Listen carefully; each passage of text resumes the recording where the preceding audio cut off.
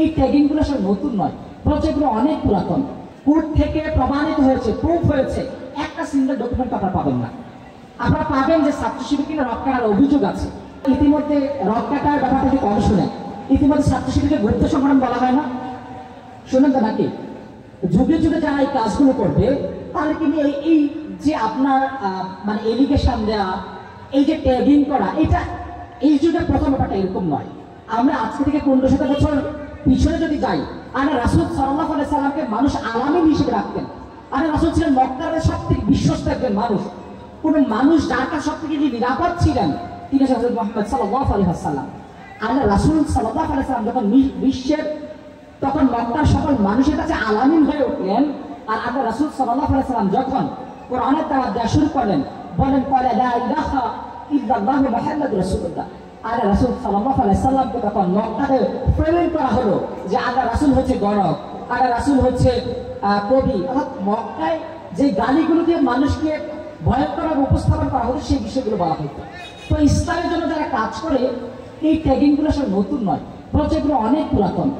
আপনারা দেখবেন যে আমরা যে 4 মাযহাবের ইমামের কথা বলি, সেই 4 মাযহাবের ইমামের উপরে কিন্তু এই ধরনের ট্যাগিং হয়েছে। তাদেরকে নিয়ে নানা ধরনের আপনি 4 ইমামকে দেখবেন যে তারা প্রত্যেকে কারাগার বরণ করেছেন। তাদের কোনো অন্যায় ছিল না, কিন্তু তাদেরকে বিভিন্ন ফ্রেমিংয়ে নিয়ে তাদেরকে কারাগার বরণ করানো হয়েছে। এই জন্য এগুলো নতুন না। ছাত্র শিবিরকে নিয়ে এই ফ্রেমিংগুলো নতুন এটা এমন না। আজকে যেমন আপনার বিগত সম্বন্ধে রক্কাটা বলা হয়তো, এখন রক্কাটা কম বলা হয়, এখন বলা হয় গুপ্ত।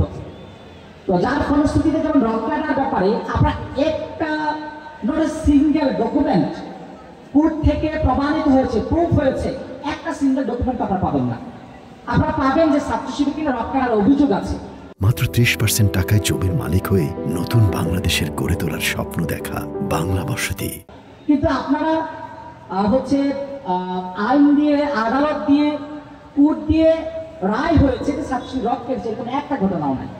যার ফলশ্রুতিতে এইগুলো ফ্রেমিং করা খুব মানে আমাদের সাথে যারা আদর্শে যারা কাজ করতে পারছে না, দেখতে পাচ্ছে যখন আমরা নবাগত শিক্ষার্থীদেরকে সংবর্ধনা অনুষ্ঠান করছি, যখন দেখতে পাচ্ছে আমরা প্রায় 2 লক্ষের উপরে শিক্ষার্থীদেরকে নিয়ে আমরা সংবর্ধনা অনুষ্ঠান করছি গত 2 মাসে।